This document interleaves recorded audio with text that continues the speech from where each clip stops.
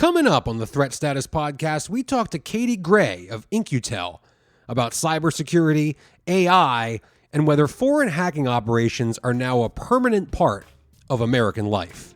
And then we dive into high-stakes meetings between U.S. and Chinese officials in Beijing, the prospects for an actual Ukraine-Russia peace negotiation, and the FBI's latest warning about alleged Iranian cyber attempts to interfere with the U.S. election.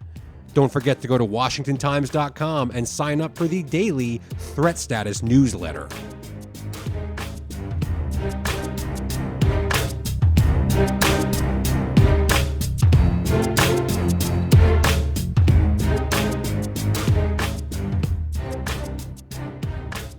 Hello and welcome to the Threat Status Podcast. I'm your host, Ben Wolfgang, national security correspondent at the Washington Times, and I am joined, as always, by my esteemed co-host, Guy Taylor, the national security editor here at the Times. A big show this week. We're going to be talking to Katie Gray from In-Q-Tel later about AI and cybersecurity, both of which she'll be discussing next week in a major panel discussion at the Billington Cybersecurity Conference here in Washington. It's one of the biggest cybersecurity conferences in the world, with just dozens of leading companies represented and key officials from the NSA, CIA, Pentagon, White House, and elsewhere all across the federal government. And we're going to be there too. Tuesday and Wednesday at Billington. Threat Status is going to have its own table on the floor, and myself, Guy Taylor, Ryan Lovelace, other colleagues from the Washington Times will be there on the ground. So if you're there, please come by and say hello. And if you're not going to be there, don't worry, because we'll be doing interviews and offering insights from the conference and delivering them to you on next week's show. But Guy, with all of that said, first things first, what's on your radar this week? Thanks, Ben. I'm happy to be here for another week. There are a few things I'm tracking. The first is the high-stakes diplomatic visit that National Security Advisor Jake Sullivan made to China in recent days, as well as the phone call between Xi Jinping and President Biden. It's still difficult to determine the outcome of this high-level contact. For context, the fact that there are security communications and meetings happening again between the U.S. and China at this level could be viewed as a breakthrough, given that military to military and pretty much all diplomatic contact had been shut down amid historic tensions between Washington and Beijing after China flew an alleged spy balloon over the U.S. early last year that the Pentagon ultimately shut down. What we're seeing now is the result of a kind of diplomatic push by the Biden administration to try and restore basic communications with the Chinese Communist Party leadership, even as the CCP has been moving on the world stage over the past year to align increasingly with Russia, Iran, and while also keeping up its military alliance with North Korea. It's a grouping that a growing number of geopolitical scholars and observers, both Republican and Democrat, characterize as a kind of 21st century axis of autocratic states aligned around the shared desire to counter U.S. economic, diplomatic, military, and ideological influence and leadership in the world. That aside, the optics here of the Biden-Xi phone call are big, but the real meat was Jake Sullivan's visit to Beijing. Administration officials say both sides agreed during the visit on the importance of nurturing and keeping going these recently restored U.S.-China military-to-military communications, particularly over issues relating to maritime territorial disputes between China and certain U.S.-aligned democracies in the South China Sea, and around Taiwan, which China has threatened to absorb using force if necessary. These military-to-military communications are vital, Ben, when it comes to preventing accidental escalation in the region or direct clash between U.S. and Chinese militaries. Officials said a range of other difficult issues were also on the table in Beijing, including trade policies and disputes. Remember, the Biden administration has put tariffs on Chinese electronic vehicles and some other goods. Also China's role in the U.S. fentanyl epidemic, and then there's the U.S. friction more broadly on advanced technology. The Biden administration has used economic sanctions to try and prevent private companies from selling the highest tech microchips to Chinese entities that may use the technology in weaponry or for authoritarian surveillance purposes. It's important to note that there are hawks in the U.S. government, mainly Republicans, who argue the administration isn't being hard enough on these issues. And Jake Sullivan will likely attract some criticism for using what could be considered conciliatory language at the end of his visit to Beijing. He told journalists that on the technology front, current U.S. policy is really about, quote, de-risking, not decoupling, end quote, from China. He also said his talks with Chinese officials included, quote, vigorous give and take, end quote, although he added that they covered, quote, tough issues in areas of disagreement, end quote. Another key point here is that Sullivan appeared to try and assure his Chinese counterparts of U.S. policy continuity. In the event that Vice President Kamala Harris is elected president in November, he took time in his comments to journalists to assert that Vice President Harris has been a central member of the Biden foreign policy team, a leading member, and has been part of the design and execution of the overall strategy in the Indo-Pacific. That's a quote at the end there. Another issue on my radar, Ben, involves cybersecurity, Iran, and the coming U.S. presidential election. U.S. officials say Iran's Islamic Revolutionary Guard Corps, or IRGC, is now waging a multifaceted effort to disrupt the election. FBI investigators issued a public warning on August 28th that Iran's so-called, quote, pioneer kitten, end quote, cyber attackers are using ransomware to get wide-ranging network access inside the United States. Targeted victims include U.S. education, finance, healthcare, and defense sectors, as well as local governments. Ryan Lovelace, our top tech reporter here at Threat Status, who we've actually had on the podcast a few times, reached out to Iran's mission at the United Nations seeking comment on the FBI allegation. The mission sent back an email denying any intention or motive to interfere in the U.S. presidential election. I'm not surprised by this, but I am impressed that Ryan got a direct response from the Iranian government on the matter. For context here, Ben, let's consider that several major American tech companies have gone public in recent weeks with what they say is extensive evidence of the Iranian cyber attack operations. The evidence indicates that Iran's government relies on an operation known as, quote, charming kitten, end quote, to hack into political campaigns, and another called, quote, refined kitten, end quote, to pursue swing state governments. Tehran has other outlets, including the so-called, quote, International Union of Virtual Media, quote, Storm 2035, to carry out cyber operations aimed at misinforming U.S. voters. That's all according to private evidence put forward by Google and Microsoft. Presidential campaigns are, very much in the news, obviously, right now, because we're coming up on election day, but they're also intertwined, as you pointed out, Guy, both with the China story and now with the Iranian hacking story. But, Vice President Kamala Harris and Donald Trump, their campaigns are very much a part of these stories. And they're also a part of what we're seeing with respect to the Russia-Ukraine war right now, because Ukrainian President Volodymyr Zelensky in the next few days is expected to formally present to President Biden and reportedly potentially to Kamala Harris and Donald Trump campaigns as well, a plan to end the war with Russia. Now, say at the outset here, the Kremlin has essentially already rejected this plan. So maybe it's dead on arrival already.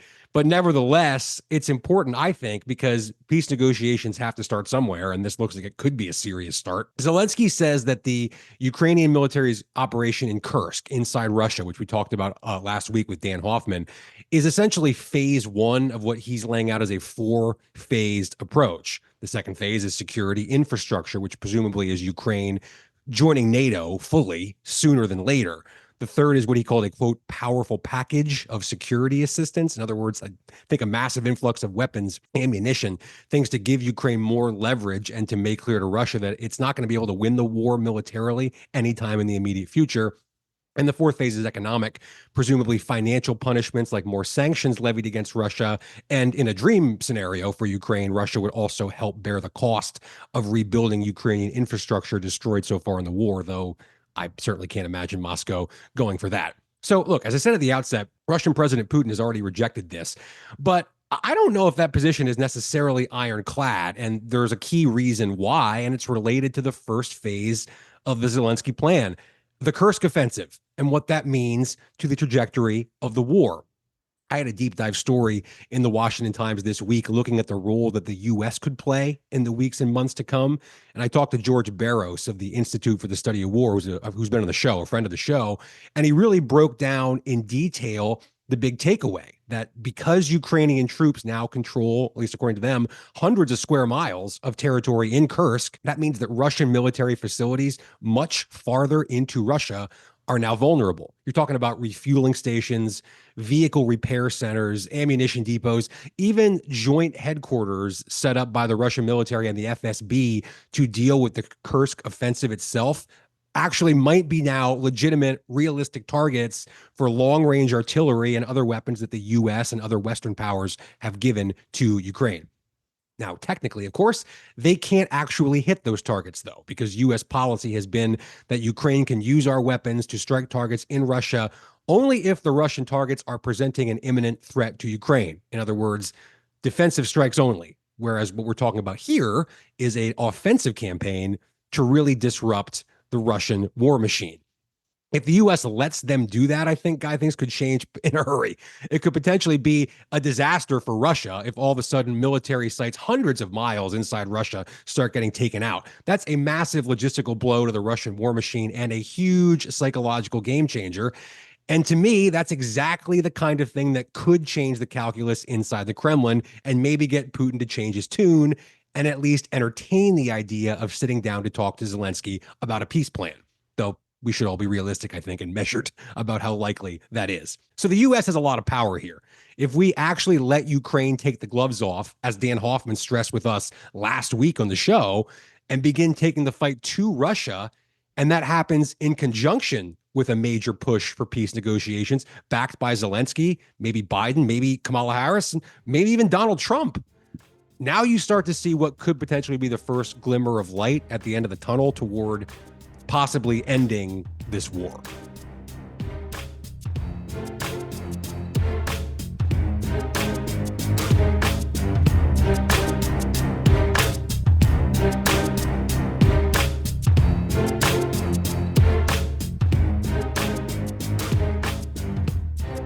And we are joined now by Katie Gray. Katie is the lead investment partner for the cyber practice at In-Q-Tel, where she works on identifying technologies that address challenges faced by the U.S. intelligence community. Katie, it's a pleasure. Thanks so much for coming on the show. Yeah, thanks for having me, Ben. Of course. You're going to be at the Billington Cybersecurity Conference next week. And as a little bit of a preview for our listeners, Guy and I will be there on the ground as well. So we're looking forward to having some content for you all from that conference. Now, Katie, you're going to be on a panel discussion focused on how artificial intelligence is changing the cyber threat. So I know it's a pretty big topic that we could dedicate an entire show just to that. But can you give our listeners a brief overview, in your time working on this issue, some of the ways that you've seen AI sort of change the cyber landscape, especially in light of how quickly the technology is evolving? Yeah, absolutely. And, maybe it might make sense just to give a little bit of context on In-Q-Tel for maybe some of your listeners who don't know that much about In-Q-Tel. So as you mentioned, In-Q-Tel has been working with the national security community, I think kind of more generally, for the past 25 years or so to identify innovative technical solutions that we find in the startup ecosystem and to help bring those technologies, those solutions to, bring new capabilities and solve hard problems with the government partners that we work with. We've been doing that for about 25 years. We brought in, hundreds of new technology partners that aren't necessarily your traditional defense contractors. And as you mentioned, Ben, my focus is on cybersecurity, but In-Q-Tel invests across a very wide range of technology, everything from, commercial space to microelectronics, AI, ML, cybersecurity. I'm based in our California office in Silicon Valley, and in Silicon Valley, kind of what we're known as is a strategic investor. So we're investing in these companies kind of for strategic purposes to bring in new capabilities as opposed to financial gain in particular. But to your question, at the Billington conference, yeah, so I'm excited to be part of this panel. We're going to be talking about adversarial use of AI, basically how it's changing the cyber threat. And I think what we're going to be talking about is really, I think about it in sort of two different ways. One is really kind of the use of AI by your traditional threat actors, malicious actors, to break into networks, break into computer systems for, all the purposes that they do that, right? Whether it's espionage, financial theft, exfiltration of information. And then the second part that is kind of lumped in there that I'm happy to talk more about too is the use of deep fakes, other kind of synthetically generated content, inauthentic content, either for social engineering or also for spreading misinformation and disinformation. One of the aspects that always fascinates me about this is just when you're trying to prepare for something when the technology is evolving so quickly. Our colleague Ryan Lovelace just wrote recently about what I guess researchers are calling Q-Day, which is when this combination of quantum, classical computing power, and AI come together to essentially dismantle, disrupt all of our current encryption methods to keep data secure right now. That's just the kind of thing when I'm reading about it that's, would have sounded like science fiction, maybe even just a few years ago. And now it's kind of real and potentially, not that far down the road. So look through that prism, how confident are you that we even kind of know what the threats are going to be a year, 2 years, 5 years from now? There's no way that we can predict the future. I think we definitely do not know what the threats are going to be in, 10 years from now.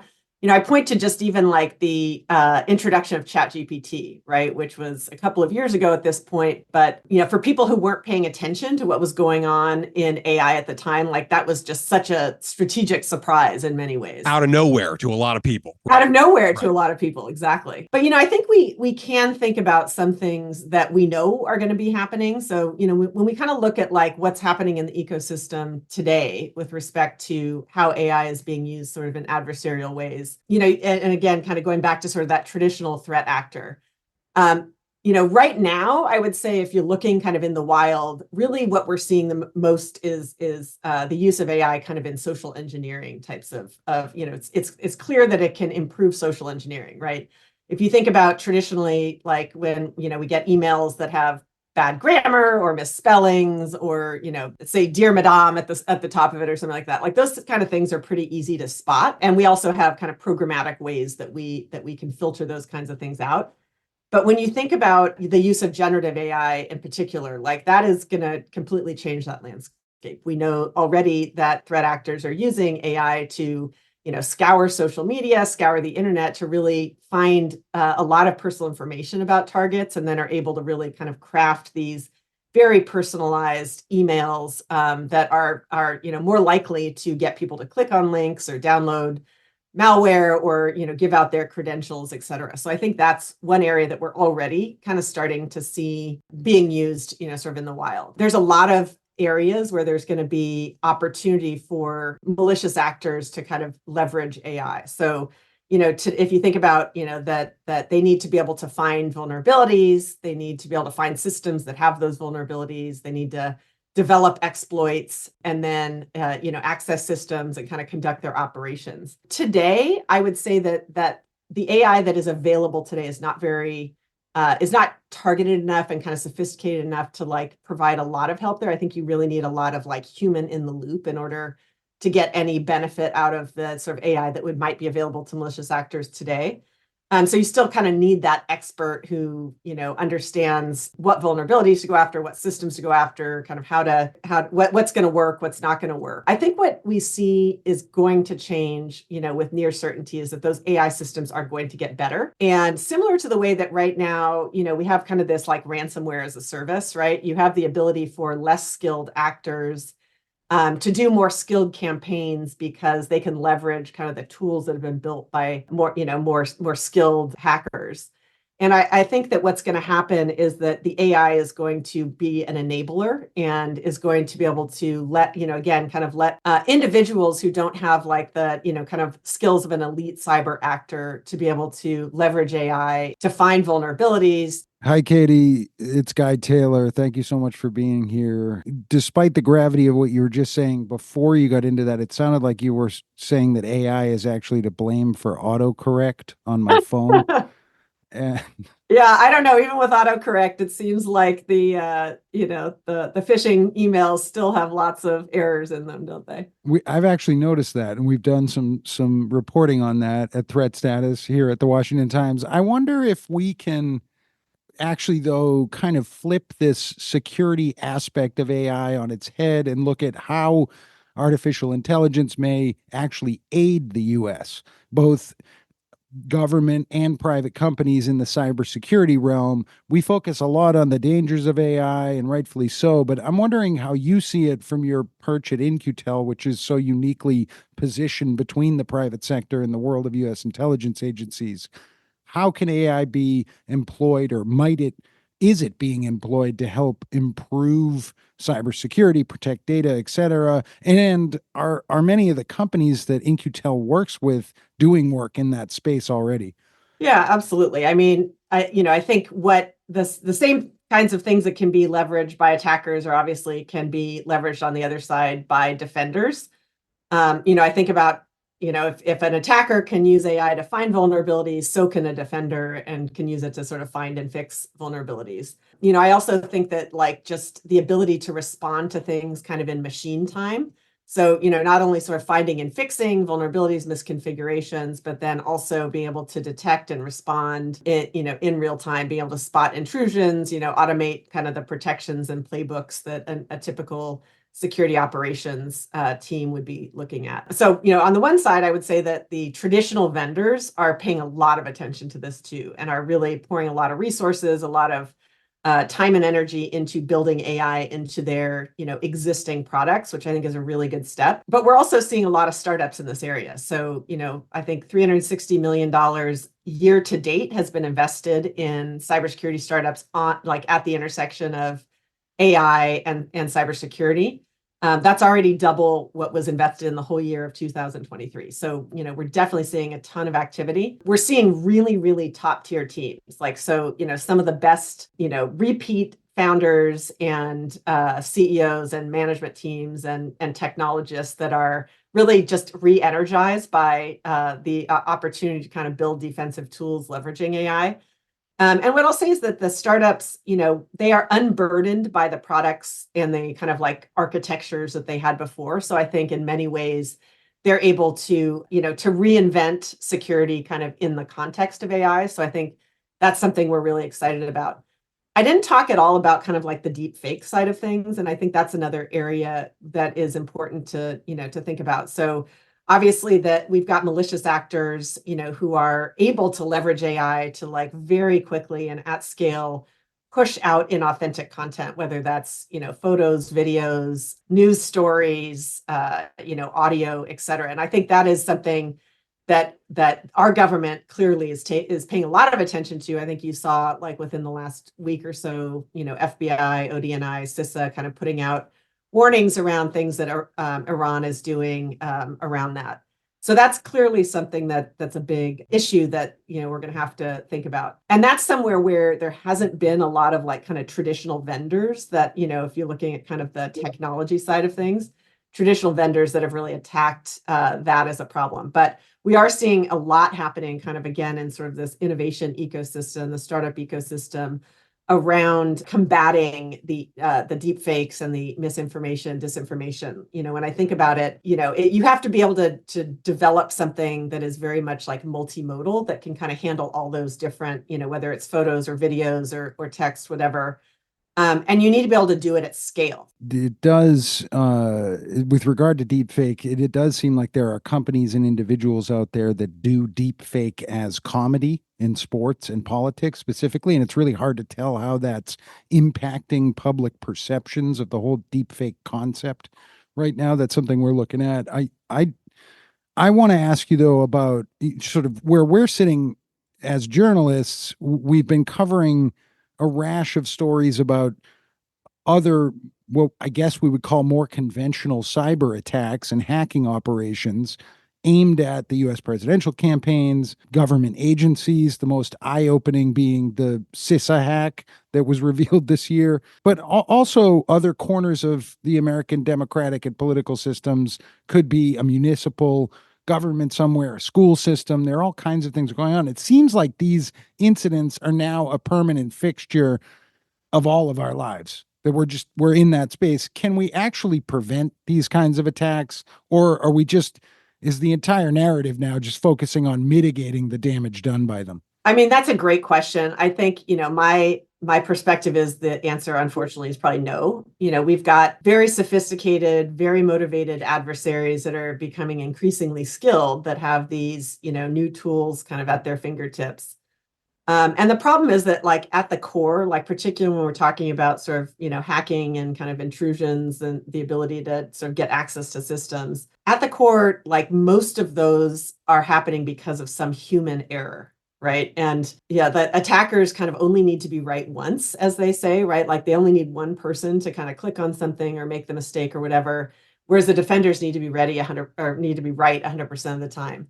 And I think this is always going to be kind of a cat and mouse sort of situation where the adversaries get better and better tools to sort of like evade the detection tools that we have, and we kind of continue to increase the effectiveness of the tools that we have. But like, there's no kind of end in my mind in sight to that. I think that defenders can do the best that they can do, and there's a lot of things that governments and private sector are putting in place in terms of like zero trust and segmentation and stopping overprivileged credentials and things like that. But fundamentally, I think we're not going to unfortunately get away from this as an attack vector. Well, Katie, you mentioned that just one person needs to make a mistake or click on something or kind of open up that vulnerability. I want to follow up on that because we had a new warning from some Google officials just this week about how hackers may increasingly target the family members and even close friends of political candidates or campaign operatives, the heads of campaigns, either the Harris or Trump campaigns.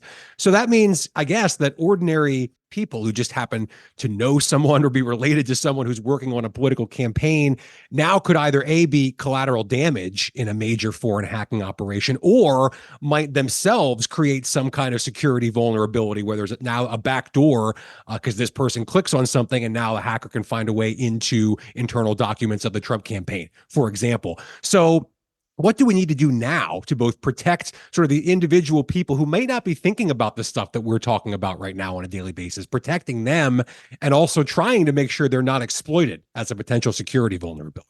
Yeah, no, that's a great point. It kind of reminds me a little bit of thinking about how, the full supply chain of organizations, like you don't have to protect just that one company. You basically have to protect every company that has interactions with that company, in order to, to keep attackers away. But, to the point of like individuals sort of within someone's ecosystem, there's no question that there's lots and lots of vectors in to a particular system. And, I think there's the idea of kind of like just education. Like obviously, we need to continue to sort of educate the public on how to protect themselves and their systems. I think there's a lot of programmatic things around like two-factor authentication and other, technology guardrails, basically, that systems can put into place that make it harder for attackers to kind of gain access.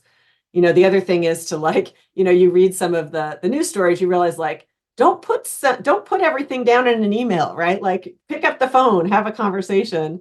I think people have to have the assumption that anything that they are putting in digital form is at some point going to make its way into the hands of someone that they maybe don't want to be reading it. But yeah, no, I think you're absolutely right that there is a lot of potential collateral damage there, and weighs into some of these campaigns that maybe like expand the attack surface there. Thank you so much for giving us just your inside perspective, especially as we go into Billington, which is like the Olympics of cybersecurity conferences, and it's gonna be exciting. Yeah, for sure. Yep. Thanks, Katie. Thanks for coming on. Really appreciate it. Yeah, well, thank you guys. It was really great to meet you and connect with you. Hopefully, I'll see you next week.